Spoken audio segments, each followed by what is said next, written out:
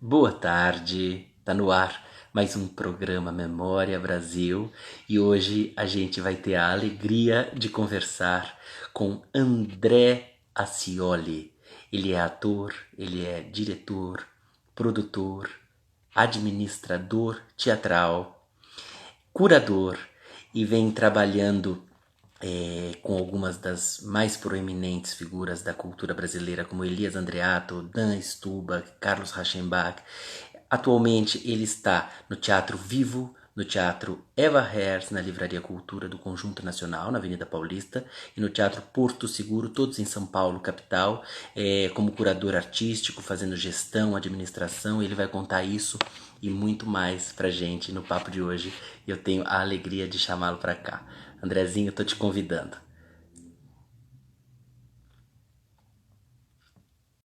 Bem-vindo. Olá! E aí, Thiago? Muito prazer estar aqui contigo. Bom demais. Valeu. Seja bem-vindíssimo. Quanto tempo não nos vemos? É verdade. Ai, é muito emocionante. É, Você tá bem? Tô bem, e você, como tá nessa loucura toda de pandemia? Na loucura toda dessa pandemia. Driblando tudo e Monta- trabalhando de casa? Montanha russa total, totalmente de casa, Uhum. né, mas aprontando muitas. Dentro da maneira como a gente pode aprontar, estou aqui no agito com a Aham. Então vamos galera. já começar pegando fogo. Conta como você está aprontando e o que. Bom, desde quando a gente começou a pandemia, né, uma das coisas que ficaram muito fortes para mim. Tá cortando? Ah, como assim? Como assim? Melhorou? Será que já está melhor? Vocês estão me vendo? Estão me ouvindo? Vocês estão me vendo? Vocês estão me ouvindo? Então, ó, o que foi assim, a gente, quando começou, né, começou toda a história no dia 14, melhorou? Bom, que bom. Tá, no dia 14 de março, Norma, que saudade, Norma. Nossa, a Norminha, desculpa, a Norma, comecei a fazer teatro junto, nós começamos a fazer teatro na escola, no Ah, colégio. vamos falar Saudade, sobre isso. Norma. Quanto tempo. Falaremos com certeza. Mas enfim, é, a gente, quando começou a pandemia, né, a primeira coisa que veio a mim foi assim, ai, que honra, mãe, Aninha, que saudade. Então, eu fiquei pensando muito o que a gente poderia fazer para poder, de uma certa forma, né, dar um suporte, principalmente Uhum. para a classe mesmo, né? Para a classe que eu digo de maneira geral, para os técnicos, para os bastidores, para esses profissionais dos bastidores, né? Como eu também faço parte da APTI, eu sou presidente do conselho da APTI, que é a Associação de Produtores Teatrais Independentes, então a gente meio que em conjunto ali com a Célia Forte, com o Gabriel Fontes, Odilon Wagner, né, que está super encabeçando isso, a Dani Angelotti, nós começamos a nos movimentar falando, a gente precisa fazer alguma coisa. Na APTI, a gente já tinha o Fundo Marlene Collet, né, Sim. que era de uma certa forma para ajudar as pessoas que estavam ali próximos da PTI. Com essa situação, a gente falou, bom, vamos ampliar isso. Então, junto com a Cooperativa Paulista de Teatro, com o SATED daqui de São Paulo, a galera do circo, os coletivos do circo, meio que nos juntamos, então, né, para ampliar esse projeto, para dar apoio e suporte para técnicos e artistas das artes cênicas.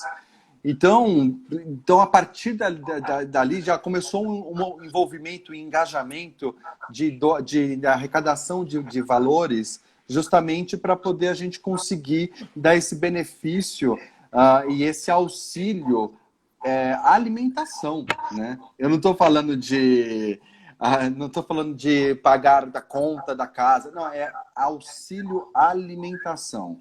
Porque as pessoas que nesse momento não podem trabalhar, elas não têm o que comer, né?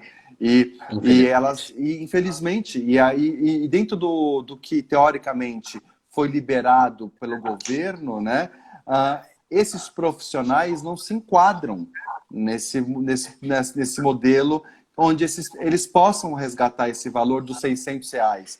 Então, enfim, é desesperador, Thiago. Então, Desesperador. assim, então, já de cara, já me mergulhei nessa situação de encabeçando, né, o Fundo Marlene Collet desde tudo, desde da divulgação junto com a Dani, do pensamento da curadoria, da ficha de inscrição, da curadoria de entender quem são as pessoas que teriam direito a esse benefício, como a gente fortalecer o benefício, correr atrás de parcerias, colegas que possam fazer vídeo, ajudar na divulgação, enfim. Claro. Foi quase um desdobramento do projeto que a gente já vinha engatinhando, que era o projeto do Experimente Teatro, que a gente tinha criado um movimento que era justamente para ter esse engajamento, para que as pessoas, antes de falarem que não gosta de teatro, elas experimentassem primeiro, né? Se permita experimentar antes de falar que não gosta, né? Então isso também acabou sendo um desdobramento desse pensamento. E em paralelo a isso, Thiago, também veio tudo, porque veio tudo à tona. Veio também a preocupação com os teatros da nossa cidade mesmo, aqui de São Paulo. É óbvio que pode ser egoísta falando só daqui de São Paulo, mas é porque estou falando um pouquinho aqui estando à frente de 3 teatros, né? O Eva, o Porto e o Vivo, é impossível não pensar nos teatros aqui de São Paulo. E aí, então, já vinha um pensamento e uma conversa justamente desse movimento da união dos teatros de São Paulo, desde os grandes até os pequenos, né? E quando eu falo grande, eu estou falando de capacidade, tá? Não estou falando de relevância, estou falando de capacidade, porque a gente tem teatros que são pequenos e tem uma relevância incrível para a cidade. Sem né? dúvidas, sem dúvidas. Então a gente começou meio que tentar fazer esse movimento de juntar esse núcleo, porque nós somos um elo. E uma vez que um está machucado, acaba pegando todos, né? Então, em paralelo a isso, então a gente cabeçando projetos e movimentos para poder justamente fortalecer esse elo e ao mesmo tempo de como, de uma certa forma, um teatro poderia ajudar o outro nesse momento de pandemia, que também está todo mundo fechado, todo mundo tendo que pagar suas contas, enfim. Então, esse também foi mais uma das coisas que eu comei e junto com esse movimento fazendo. E óbvio que e aí tem os projetos assim, especificamente dos teatros, né? No caso do Teatro Vivo, a gente a Vivo já vinha vindo com o movimento justamente justamente por conta dessa história do Experimente Teatro, e ao mesmo tempo desse desdobramento do que o teatro não é somente aquilo que a gente assiste no dia que a gente vai lá e senta na poltrona. O teatro tem uma preparação tudo anterior a isso, que é o autor, que é a produção, que é o ator, que é ler o texto, é encontrar o ator certo, o personagem certo. É sim, talvez, ter um patrocínio, ou não, ou conseguir. E aí é o técnico. Então, a partir desse movimento, desse embrião, a gente começou lá na Vivo muito esse processo de tentar fazer leituras teatrais, apresentar novas dramaturgias. Mas nesse momento da pandemia, a gente não tinha muito o que fazer. Aí eu falei, caramba, e agora? Como que a gente pode entregar isso de uma maneira que também continue justamente com esse pensamento do conhecimento anterior a tudo isso, né? E aí foi quando a gente começou as primeiras lives, o primeiro ciclo de lives que nós fizemos lá na Vivo, na nova plataforma que a gente chama de Vivo Cultura, que foi justamente falar de dramaturgias. Então a gente teve a honra de ter o Pâmio falando, né, o Marco Antônio Pâmio falando de Shakespeare, apaixonadamente falando de Shakespeare. A gente teve a Clara Carvalho falando da obra do Tennessee Williams e a trajetória do Tennessee. Eu assisti a Clara. Apaixonante, assim, tem coisas que a gente nem imaginava, sabe assim, e isso é interessante, né? Porque muitas vezes, de novo, né, só uma parte, que é isso, às vezes fala assim, eu não gosto, mas, gente, tem tanto desdobramento por trás daquilo, que não dá para ficar só no eu gosto ou não gosto, sabe? Não dá para ser só isso, né? Mas, enfim. É o sistema Isso, binário da internet, né? O like e não like, né? Não e, rola. No teatro. na arte não dá para ser assim. Ela é tridimensional, né? Ela não pode ser nesse lugar só chapado. E aí depois em terceiro foi o Léo Lama falando da obra do pai dele, Plínio Marcos, que já só para essa relação pai e filho já era incrível. E ainda de toda a história dos dois, né? Tanto do Plínio, um homem essencialmente engajado no teatro, né? E o Léo Lama também, enfim, sem falar da história linda e maravilhosa da Valdez de Barros, né? Então foi, enfim, foi uma live incrível. E por fim, o Marcos D'Amigo falando da relação dele com o Machado de Assis, né? Que foi justamente as duas obras que ele teve, e aí fechou esse contexto. Óbvio que quando fechou esse contexto, a gente só ficou com um gostinho de quero mais, né? E nesse gostinho de quero mais, a gente falou assim, vamos então agora para as lives. Claudinha! Ai, a Claudinha, gente, a Claudinha é minha musa. Eu falo sempre, Claudinha Anra tá aqui. Ela é uma das minhas mestras, tá? No teatro, viu, Claudinha? Te adoro. Beijo pra Claudinha. Bom, aí depois disso a gente começou justamente por esse pensamento de então fazer esse experimento do que é fazer o teatro live, né? A partir da casa do artista. Sim. Eu comecei esse pensamento junto com o Elias, né? O Elias maluco, louco. Ei, da Espanha! Ei, Selma, beijos! Beijos! Então, falou nele, ele entrou, ó. O Elias é ó, maravilhoso. Ó. O andante. Que lindo. Por falar nele. Entrou na deixa certa, tá vendo? Até nisso é profissional. Mas ele faz isso sempre. Todas as lives que eu faço, ele entra no momento em que o nome dele surge. É irritante, é mesmo sincronicidade.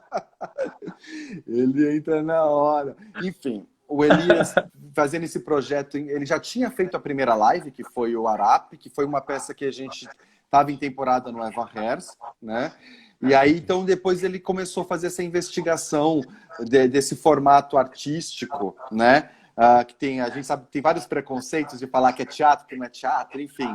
Mas esse pensamento artístico online, ele começou a fazer também com o outro espetáculo dele, que era o Pessoa. E aí, então, meio que junto, a gente, né, eu fui aprendendo e bebendo, né? Porque o Elias é uma fonte de sabedoria, né?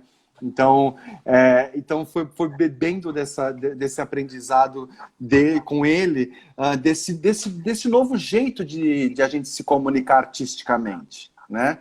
Aliás, a primeira peça profissional que você assistiu na sua vida foi com Elias Van Gogh, é isso? Foi exatamente. É sorte, exatamente. Né? Começar com isso já é bom demais, é um belo prenúncio. E a Norma, que está aqui, que eu falei para você, que está aqui, eu me lembro, a gente tinha um professor de teatro, a gente já fazia teatro, mas eu nunca tinha assistido teatro. Olha que louco. A gente fazia teatro amador na escola, né, no catalão. Isso já num período posterior ao momento em que você fazia a dublagem do trio Los Angeles. Sim, exatamente. Já não é mais o contexto do prédio, da rua, em Arthur Alvim, já é um pouco depois. Exato. Foi depois, porque na verdade é isso. Eu entrei, olha, estava no Fusquinha, exatamente, Norminha, no Fusquinha. A gente saiu do Fusquinha no Centro Cultural, para Sim. poder assistir o Elias lá. E como estava esgotado e era a última apresentação, nosso professor, ele era operador de luz, faleceu, o Décio.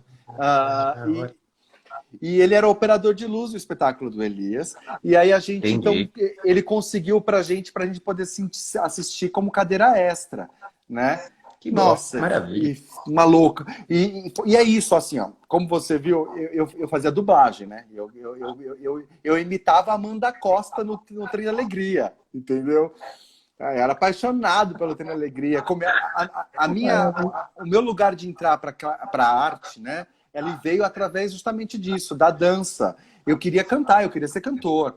Né? E aí tinha uma... Como eu ia muito nesses programas do Sérgio Malandro, Silvio Santos, Andréa Veiga, então sempre tinha essa coisa de ter as fotos e as fotos ficavam lá meio que no lugar lá para se um dia aparecesse um comercial, aparecesse, enfim, essa nossa luta de sempre. E aí tinha uma produtora de elenco que ficou com a minha foto de quando eu dançava, para poder justamente levar para um casting de um filme, que era o filme do Carlos Rachenbach. Do Uh, Rachembar. exatamente. E aí eu fui selecionado, eles me chamaram, me caçaram para poder saber quem era eu, porque não tinha nem telefone atrás da foto. Então eles me caçaram para poder ir lá, eu fiz o teste e passei para fazer o filme, que era o personagem principal quando criança. Né? Qual filme é? Então, Alma Corsária, Alma do Corsária. Rachenbach. Aí Maravilha. eu fazia esse espetáculo, esse filme, o personagem principal, mas quando ele é na memória, quando criança. E aí, na época, ele falou, menino, você devia fazer teatro. Mas é isso, eu não sabia o que era teatro. Eu nunca tinha ido ao teatro. Né? Então, com a minha cabeça, devia fazer teatro, mas o que eu queria era dançar. Então, enfim, então eu continuava dançando. Isso eu tinha o quê? Eu tinha 9 anos, 9, 10 anos. Eu era moleque. Né?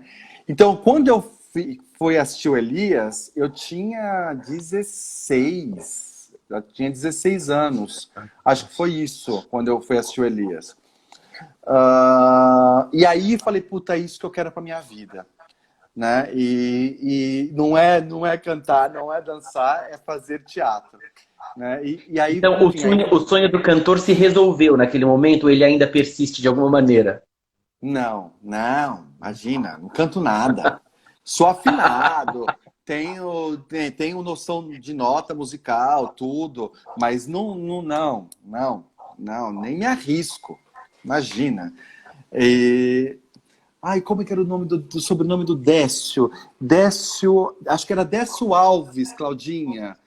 Décio Alves, se eu não estou enganado. Se o Mas, Elias porque, lembrar, ele pode ajudar a gente também. enfim, mas eu acho que era Décio Alves o sobrenome dele. Uhum. Ele morreu, enfim. E aí eu comecei. Então foi aí que eu falei, é isso que eu quero. Eu fazia teatro na escola, né? Com o Décio e o Ronaldo, que era o professor também. Aí, na Uhum. época, a gente montou até um potpourri de espetáculos, Rei da Vela. Foram vários espetáculos que a gente fez uma montagem. E aí eu falei, bom, é isso que eu quero, vou atrás disso. E eu sou confesso, meio assim, né? Quando eu enfio uma coisa na cabeça, eu vou atrás, né? Não venho de Determinado. eu não venho de uma família que tem histórico de artistas. Não tinha, né? Então, mas a minha mãe e meu pai sempre me apoiaram muito, né? Mesmo nessa Isso época que eu faz toda a dançava... diferença, né, André? Ela Décio Alves, era ele mesmo. Era ele É. mesmo, era o Essa Décio Alves. coisa dos pais ajudarem no apoio, no incentivo, na confiança, isso faz toda a diferença para quem pretende Toda, seguir não. esse tipo de Não, carreira. a minha mãe e meu pai, assim, porque era isso, né? Como era moleque, então, tinha essas apresentações musicais, eu Uhum. viajava para o interior, então, e a minha mãe, a mãe das meninas que dançavam comigo, e a gente ia para o interior de São Paulo fazer show, sabe, assim, show em cima de caminhão. Nossa, era uma loucura. Não, foi uma experiência muito, muito intensa já, muito jovem. E Então, daí para o quando teatro empresa e depois do teatro nas empresas para o Eva Hers com o Dan Stubach, como é que foi esse percurso? esse percurso. Bom, então é isso, né? É isso que eu quero trabalhar, é isso que eu quero fazer. Então vou atrás de estudar, vou atrás para isso. Tento fazer EAD, não entrei, não consegui. Caramba, e Uhum. agora? Quero continuar fazendo, vou precisar fazer. Consegui, soube do Fundação das Artes de São Caetano do Sul, que era um curso profissionalizante, na época durava 2 anos. Então eu falei, vamos lá, vamos fazer isso, que é isso que eu quero fazer. E aí consegui, só que eu não tinha idade para entrar, porque tinha que ser a partir de 18 anos. Eu faço aniversário no começo do ano, então para me inscrever para tentar fazer a fundação não tinha tempo. Então eu esperei 6 meses para não ficar parado. Fui fazer curso de violão no Sesc Consolação para poder ocupar meus tempos. E aí tentei no meio do ano, entrei na fundação e aí a partir da fundação foi essa mescla de era office boy da fotótica e à noite ia para a Fundação das Artes estudar. Quando Aham. eu me formei em 97, eu falei, e agora? Quero trabalhar com isso, não vou ficar neste lugar. Então, aí foi quando eu saí da fotótica e comecei a engajar neste lugar. Então, fiz um espetáculo infantil com a Cristiane Zonzini e o Flávio, e o Flavinho, que eles tinham uma companhia. Então, eu entrei para poder fazer um espetáculo infantil com eles. Depois, eu fui fazer também espetáculo de infantil de teatro escola, que era também era um espetáculo que falava sobre o descobrimento do Brasil, tal. Era eu e a Karina Uhum. Prestrupa que fazíamos a peça e o Charles Miller também. Não Charles Miller do musical, era outro Charles. É Charles Murray, na verdade Charles Murray, sobre o nome dele. Enfim, fazia aí aquela coisa, a gente tinha todo esse engajamento. Como a minha meta era sobreviver de teatro, então tudo que estava nesse universo eu estava embarcando. Foi aí Sim. então que eu conheci o Wilson, né? Nós aí começamos a nos enamorar, o Will e o Wilson, e aí começamos a nossa companhia de teatro também, para poder fazer o teatro infantil. A partir Aham. de fazer teatro infantil, que tinha essa pegada também era de meio ambiente, a gente começou a fazer um espetáculo infantil que a princípio fazia para a prefeitura de Santo André e depois continuamos fazendo outro espetáculo para implantação da coleta seletiva em São Caetano do Sul. Que maravilha. Foi aí então que começou, opa, pera um pouquinho, através do teatro a gente também consegue fazer treinamento, e aí fomos ampliando esse Tem- lugar que eu também fazia, que era Cipate, enfim. Então, assim, eu aí embarquei nesse lugar justamente de fazer grandes espetáculos teatrais para fazer treinamento Empresa. nas empresas. Meio que junto com tudo isso, eu também dava umas escapadas para fazer algumas nesse lugar do teatro profissional, né? Uhum. Então, assim, foi aí que eu fui fazer Visitando o Sr. Green, Sim. direção do Elias Andreato. Então, foi minha Will. segunda ligação, foi o meu segundo contato com Elias. E aí tem uma coincidência que sempre falo que ainda é maior ainda, que é no Teatro Vivo, né?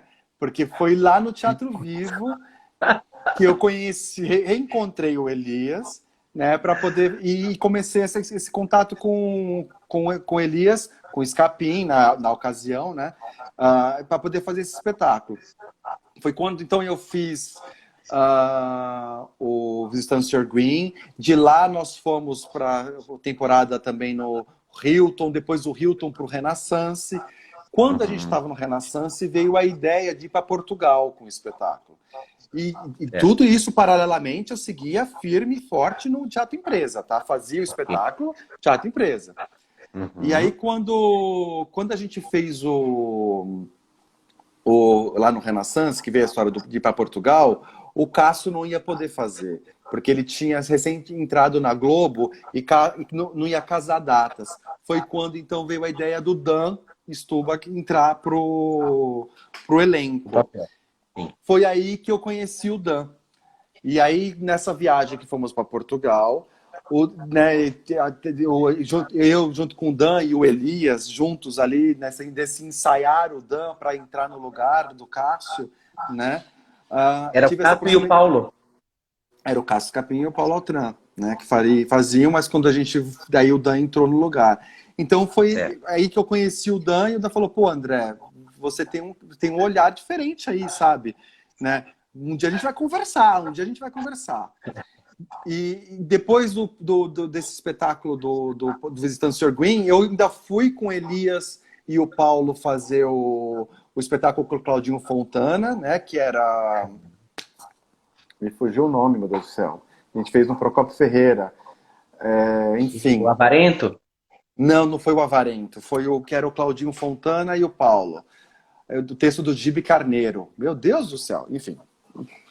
Se Já não vai vir o lembrar também não nome. tá me vindo. Que era um pai, era uma coisa, uma relação do pai e filho, enfim.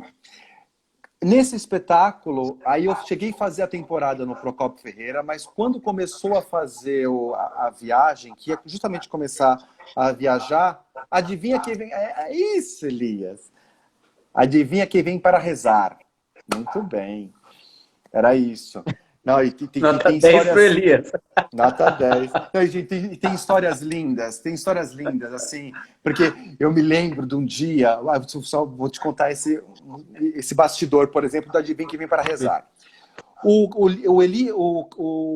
Paulo entrava em cena e ele ficava praticamente o tempo inteiro em cena, né? Ele entrava em cena junto com o Claudinho, depois tem um momento que ele saía, quase no meio do espetáculo ele saía, para poder pegar o outro personagem, porque ele voltava como.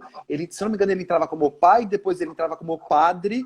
E tinha uma coisa assim, de uma relação.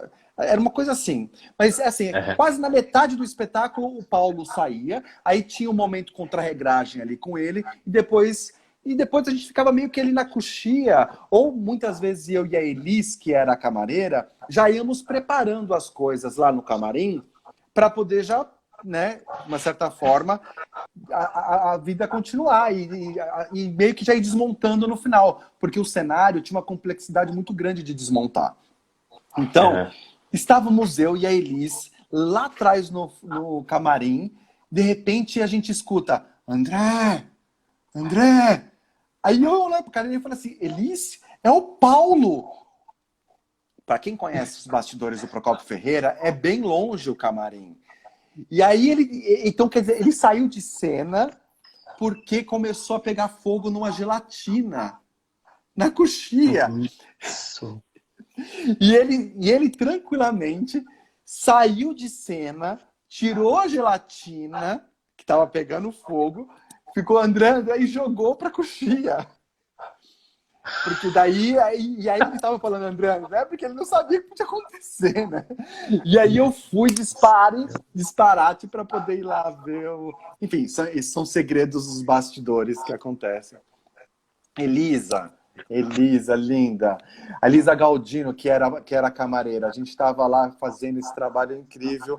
E, nossa, aprendi muito, era muito. As histórias, os momentos de bastidores junto com o Elias, com a Célia Forte, a Morente Forte, porque também estavam lá sempre. Era muita história, muita história.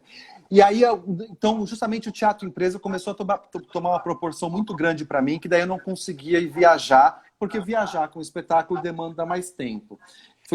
Foi quando eu saí dessa produção e voltei de novo para o teatro empresa. Mas lógico que também, junto com o teatro empresa, nessa loucura toda, o Ivaldo Bertazzo, o Edinho Rodrigues, parceiro, amigo, querido, que foi quem justamente me levou para poder fazer o espetáculo do Vicente Sorguin, porque ele também ia sair, não ia poder dar continuidade, foi que também me levou para o Ivaldo Bertazzo. E aí eu comecei a fazer uns projetos também de contra-regragem, direção de cena, junto com o Ivaldo. Uma outra escola. Foi incrível trabalhar com o Ivaldo. Porque o Ivaldo tem esse processo de imersão, né? E esse lugar do papel social também, estrutural, que é incrível. Então eu fiz 3 espetáculos com ele, que foi o primeiro, que foi o da Maré, que foi aqui, que era Rosi Campos, tinha um espetáculo incrível com o Zé Cabaleiro. Depois a gente foi fazer um outro, que eu fiquei 6 meses morando no Rio, que era junto com a galera da comunidade da Maré. Uhum. E depois fizemos um outro espetáculo também maravilhoso, tinha coisa com a Kitty, com a Elza Soares. Foi maravilhoso. Só que daí depois é isso. Todos esses processos foram crescendo demais e a minha companhia e meu projeto de teatro empresa também foi crescendo. Então foram definições que a gente tinha que ter que tomar. Ou ia para um caminho ou eu ia para outro. Escolhas, Né? claro. São escolhas, né? E a gente, para poder fazer bem feito, você tem que tomar definição daquilo que você quer. Né? E aí foi quando então eu dei uma pausa nesse processo para fora e voltei para o teatro empresa. E estava firme e forte no teatro empresa. Foi um processo de 10 anos. Foi quando o Dan falou assim: André, chegou a hora. A Livraria Cultura me convidou para poder fazer um teatro, para cuidar desse teatro, e eu só vou cuidar desse teatro se você estiver junto comigo. Aí eu falei, bicho, vamos embora. Né? No meio disso tudo, desculpa te interromper, no meio disso Imagina. tudo, o André, ator, foi sendo deixado um pouco de lado, ou você... Não, porque no teatro empresa, não, eu digo fazia a partir como disso. ator. A partir do Eva Herz, eu digo. Sim, a partir disso, sim. A partir disso... Você sente falta? Hoje, não. Durante esse processo, sim. Mas o mestre Elias Andreato me mostrou também, me ajudou muito a compensar e enxergar o valor nesses outros lugares, sabe?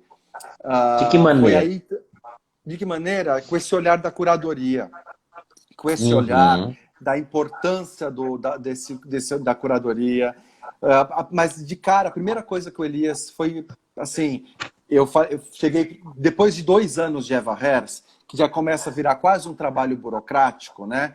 Assina borderô, pega não sei o quê, destaca não sei o quê, tem o seu valor. É óbvio que tem o seu valor. E é extremamente necessário. Mas o comichão artístico chamava muita atenção. E aí foi aí que eu falei, caramba, meu Deus do céu, eu vou entrar em depressão, não é isso que eu quero. Onde que fica esse lugar do artista, né? E aí, conversando uma vez com o Elias, falei, Elias, me deixa, por favor, assistir os seus ensaios, seu processo criativo, deixa eu entender. Aí ele falou, não, você não vai assistir, você vai fazer minha assistência de direção. E aí foi quando eu fui fazer o Édipo, que foi que ele estava em cena, então eu fazia esse olhar de fora junto com ele. E óbvio que ele é extremamente generoso, né? Um principiante total. Imagina que responsabilidade eu tinha de estar sentado e ver Elias Andreato fazendo né, pretensão minha achar que eu estava fazendo assistência de direção. Eu estava me embebecendo, né, de tudo aquilo que ele estava apresentando, né? E aí, aí nasceu justamente essa parceria com Elias, desses outros projetos do qual eu fui enxergando tudo isso, que era o Andante, que foi o que você mostrou aí, que a gente então iniciou esse processo que eu fiz essa co-direção com ele, e ele na generosidade coloca meu nome como direção, mas é óbvio que foi co-direção, entendeu?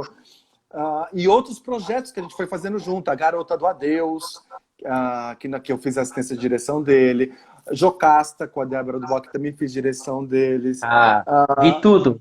Vi Mirna, coisa de louco. Eu não dava para aquilo. Eu não dava para aquilo. Então, todos esses projetos estávamos juntos. Rei Lear. Rei Lear foi um aprendizado, gente, de todos os sentidos. Com Juca de Oliveira, Elias Andreato, não é brincadeira, não.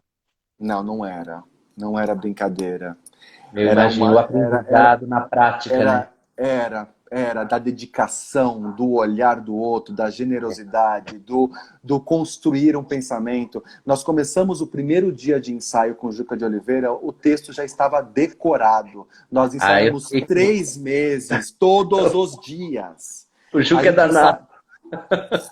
A gente ensaiava 3 meses de segunda a segunda. Não era que tinha domingo de folga. E foi na época da Copa, por exemplo, a gente ensaiando os 7 gols da Alemanha no Brasil e a gente na sala de ensaio.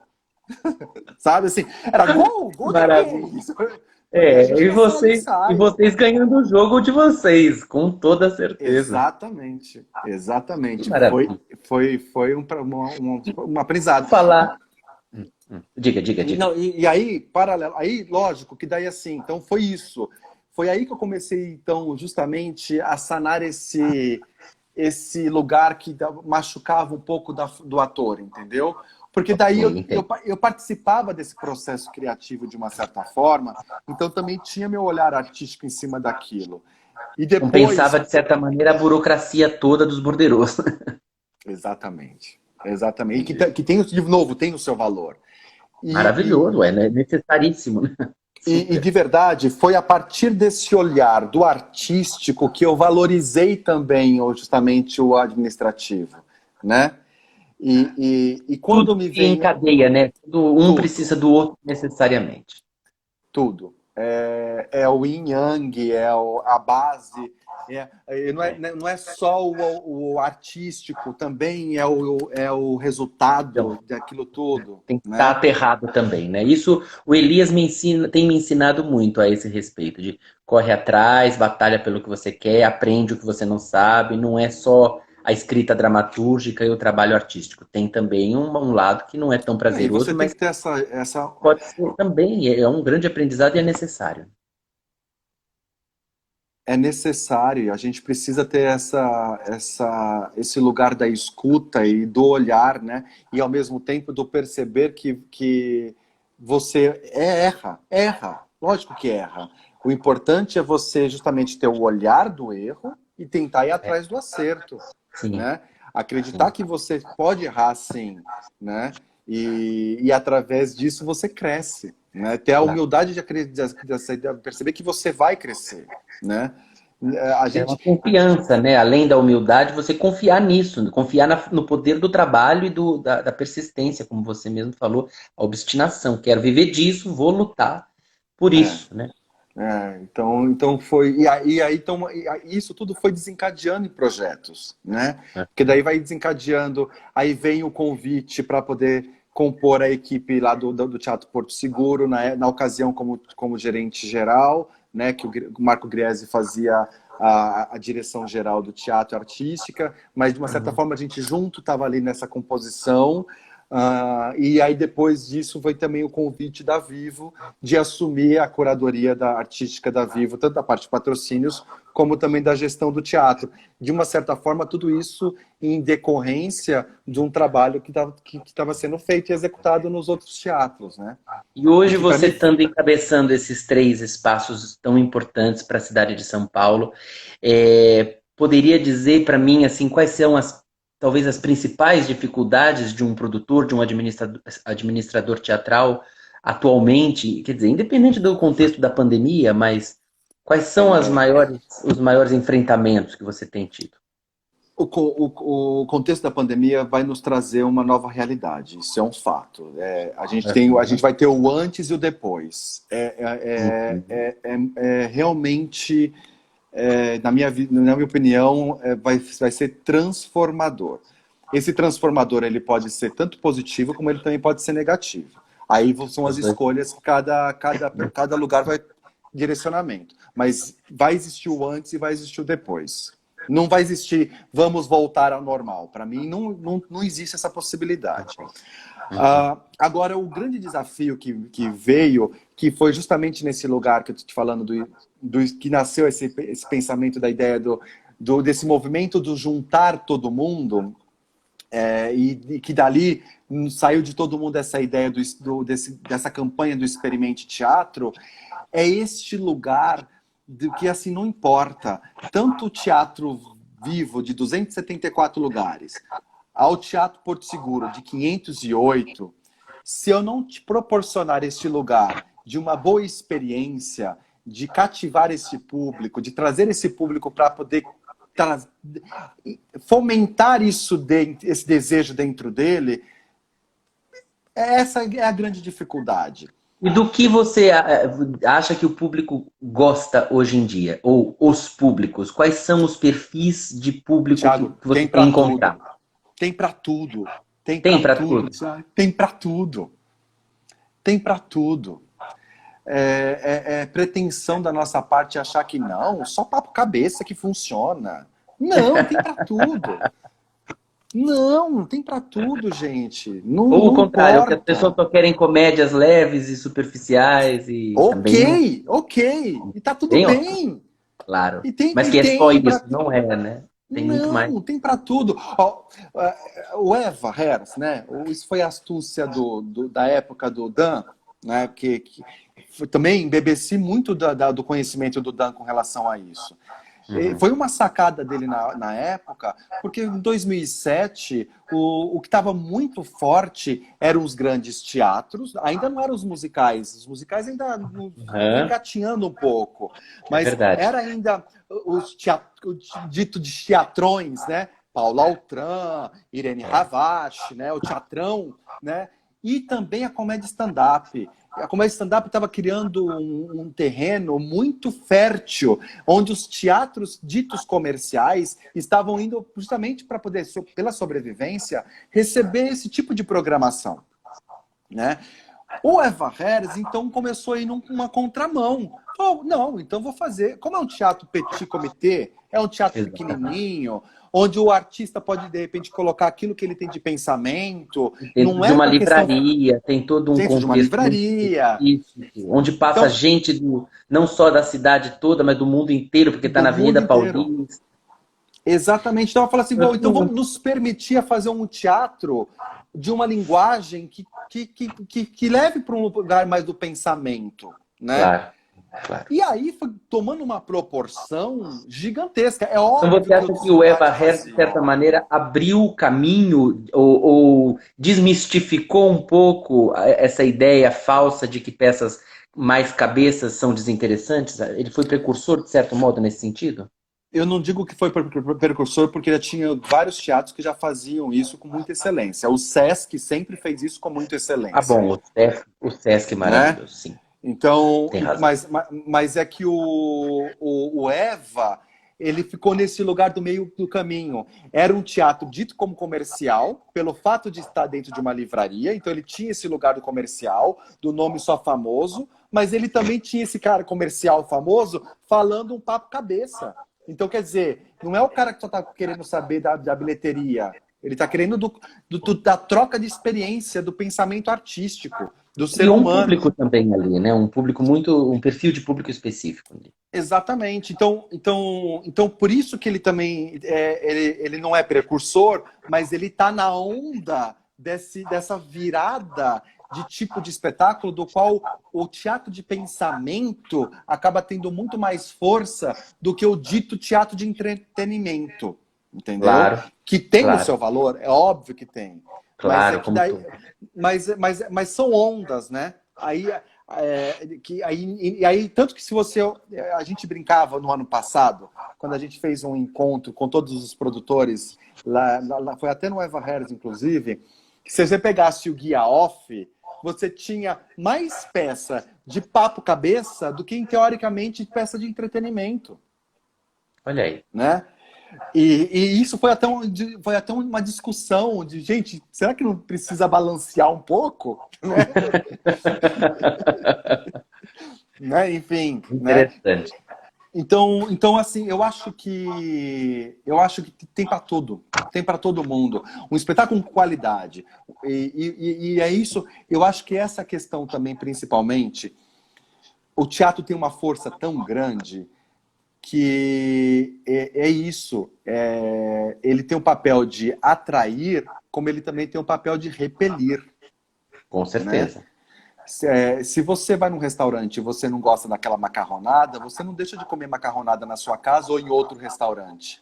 Só que o teatro, se ele vai ter uma experiência negativa, o cara nunca mais quer ir em lugar nenhum, né? Então, Essa, por isso, essa metáfora que você está usando é muito poderosa porque esclarece definitivamente a necessidade de a gente se despir de qualquer preconceito, né? Uma peça é uma peça. Inclusive, a peça pode ter sido ruim naquele dia e no outro dia o Exatamente. mesmo espetáculo ser maravilhoso por N motivos. Mas porque somos vivos, né? Somos seres vivos. Um dia a gente está de mau humor, outro dia a gente não está de mau humor. Outro, O grande né? fascínio do teatro é esse, né? Esse é o grande barato, né? Então, enfim, é isso assim que é o que eu, então eu acho que quando você pensa para mim, qual que é o grande desafio pós-pandemia, é como é isso. Seria esse, que tempero é esse que a gente vai ter que colocar nos nossos ingredientes ali para manter essa coisa viva, essa coisa instigante, sabe? Assim, e o que é delicioso, e por isso que, de novo, eu menciono o Elias, como também outros artistas, de se permitir a embarcar a um universo que não era, que até atrás a gente tinha preconceito, que era este lugar que nós estamos agora, né? De achar que este lugar só é o lugar do raso.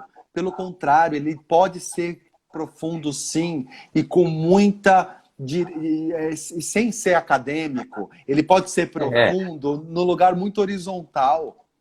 É porque as pessoas também confundem profundidade com falta de clareza. Eu acho que quanto mais difícil e profundo um tema, mais claro tem de ser o texto.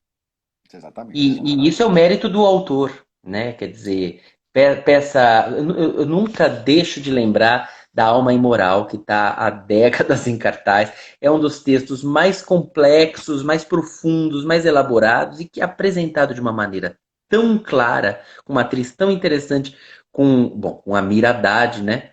Sim, E é um sucesso que é um fenômeno histórico no teatro brasileiro, como exato, poucas exato. produções E, conseguem esse e, feito. e se você fosse pegar pela cartilha, se tivesse uma cartilha, né, se tem uma cartilha, ela tem tudo para poder dar errado. Tanto que ela Tudo. escutava de todo mundo para dar errado. Uma Pois peça é, papo não é um cabeça, trair e coçar, né? não, porque é uma peça papo cabeça. É uma peça que faz as pessoas pensarem.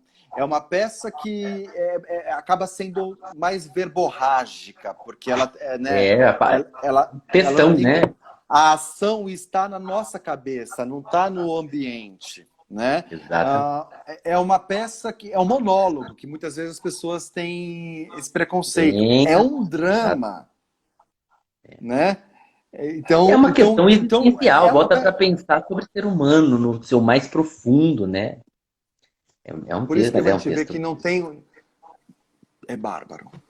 Eu sou apaixonado. Eu já vi umas 200 vezes. Eu tenho um carinho muito particular pelo Eva Herz, pelo simples fato de que eu morava em frente. Até eu ir morar em Portugal, Ah, eu fiquei 4 anos em Portugal. Até eu sair da casa dos meus pais, o meu prédio era em frente à Livraria Cultura. Então eu frequentava a cultura e o teatro diariamente, né? e eu Então eu tenho uma sei, eu via você intimidade. lá sempre. Não saía da livraria um segundo, era a minha segunda casa, às vezes a minha primeira. Eu tenho um carinho pelo teatro, assim, eu sinto aquilo como meu. Até o cheiro do espaço me remete à minha memória. Eu queria saber para o Eva Hers, como é que vocês estão driblando a pandemia e se estão fazendo lives também? Eu não tenho Não, visto não, particularmente. Não, né? O teatro está não. parado por enquanto. Infelizmente, né, a pandemia bateu muito feio com a Livraria Exato. Cultura, né? Você, como escritor, sabe muito bem do que eu estou falando, né? Opa, Então, por uma questão estratégica e de sobrevivência da livraria, neste momento está suspenso, tá no respirador. Essa é a grande realidade. Então, assim, a gente a gente está aqui, né, entendendo o que vai acontecer. É uma história linda, é uma história bárbara, mas de uma certa forma que neste momento tem, assim, os formatos e pensamentos que estão agora para executar não daria para poder fazer. O teatro então está suspenso por tempo indeterminado. É uma e tristeza, havia, mas havia projetos que estavam engatilhados para acontecer lá que tiveram que ser total, suspensos. Muitos. total. A gente estreou na sexta, no sábado as crianças, que foi um espetáculo que foi sem ganhar vários prêmios depois no Shell. a PCA, enfim, ganhava. Tinha acabado de estrear. Nós estreamos no sábado, fizemos domingo, cancelou. Hoje mesmo eu estava falando, a gente ia fazer a temporada do Hotel Mariana, um espetáculo lindo, que já tinha rodado já muitas. Então ele ia entrar em cartaz, saiu. A gente estava com a Aninha Kuttner, que estava fazendo Passarinho, a Alma Moral, que estava em cartaz com a gente. A gente estava com o próprio Elias Andreato fazendo o Arape. O Arape, que eu cheguei a assistir. Logo que eu cheguei de Portugal, eu assisti ao Arape, pouco tempo depois já fechou tudo. Não, a gente estava com uma. Tanto. E no Vivo também. No Vivo também estava com uma temporada super frutífera. Assim, O Vivo não tem.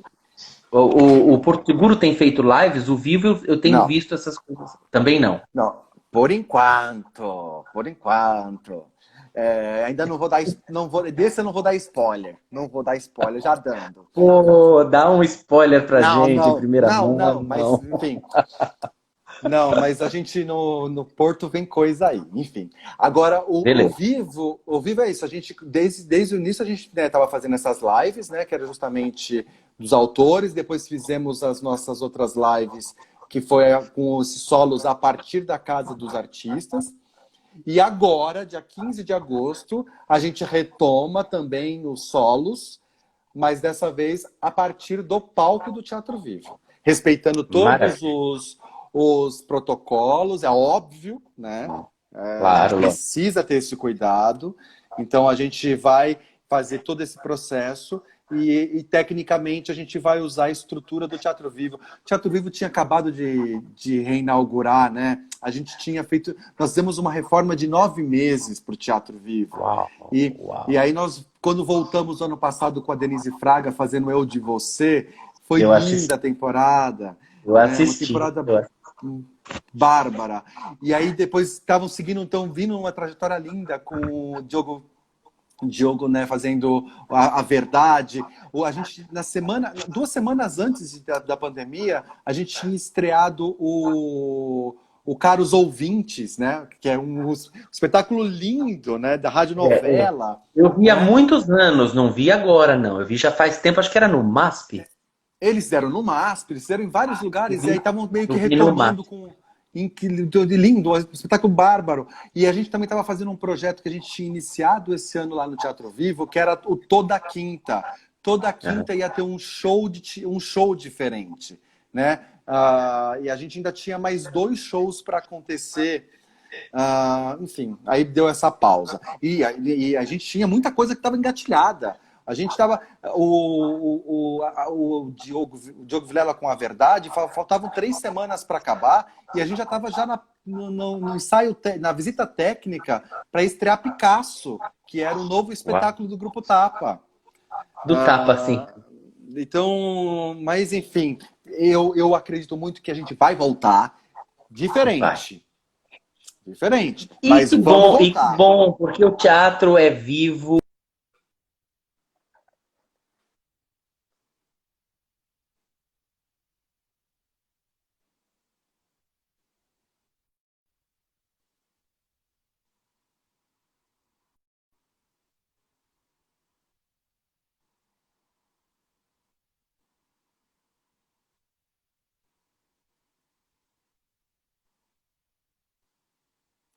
Eu tô te travando.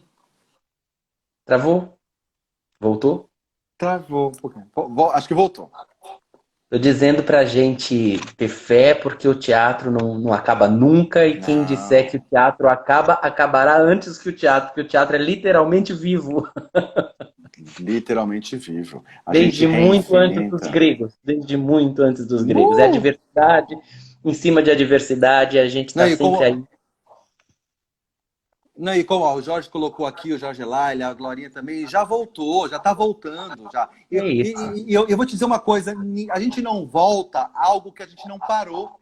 A gente não parou. Entendeu? A gente só trocou os lugares. Exatamente.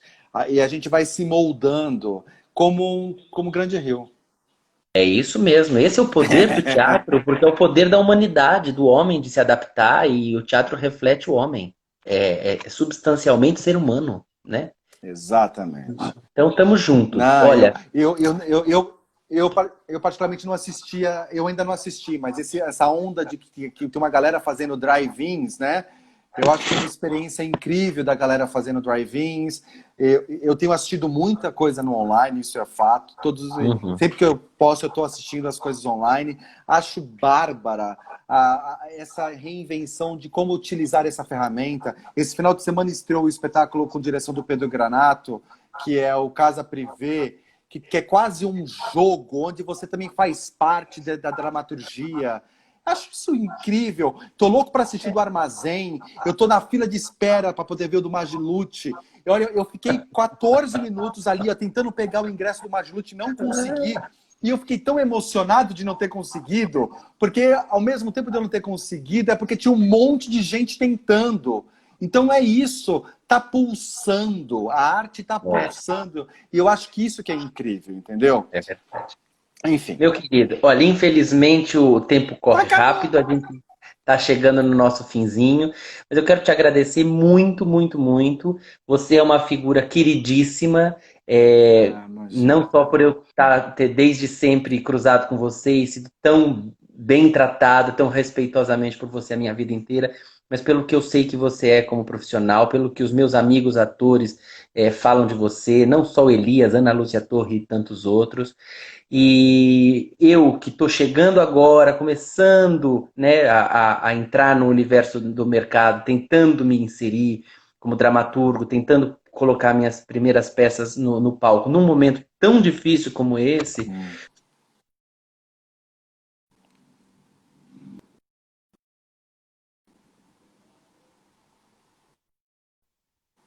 gratidão. E você é referência, é espelho, é inspiração. Espero um dia chegar lá. Ser um André quando eu crescer. Imagina. Que isso. Ah, para com isso. Que isso, Um imagina. décimo de André tá É, bom. Um décimo de obrigado, André tá obrigado a bom. você. É, que isso. Obrigado. Assim, eu falo assim, só sou espelho, sabe? O Dan falava uma coisa para mim muito. Eu tinha uma professora na Fundação das Artes, que também já partiu, que é a Lídia Zózima, que ela Uhum. sempre falava uma coisa muito importante, assim, acho que aquilo que a gente não quer para a gente não quer para os outros, né? É, isso mesmo. Então eu sempre pensei desse jeito, sabe? Até mesmo no teatro. Eu quero que as pessoas sejam recebidas nos teatros dos quais eu cuido, da mesma maneira como eu gostaria de me sentir quando eu estou indo no outro teatro. E aí, quando eu falo aqui da coisa da Cláudia, Anra, ou mesmo a Claudinha e o Mário Martini, o Sérgio Rezende, são e vários outros, são teatros dos quais eu também estive fazendo outras peças. E aí é isso que por isso que eu falo que é me espelhar também nessa galera É que está isso aí, mesmo. todo mundo fazendo um trabalho lindo, sabe? Então, Olha, enfim, obrigado, obrigado, obrigado. obrigado por tudo. E tamo aí, tamo junto. Conte comigo. Beijos. Valeu. E vamos Fique que bem. vamos. Vou ter que sair correndo, senão o Instagram corta a gente no meio. Mas a gente já se fala por telefone. Espera lá. Tá ótimo, querido. E obrigado, Beijo. galera que está assistindo. Obrigado, Todos. beijos a todos vocês. Valeu. Tchau. Fiquem bem em casa. Beijos.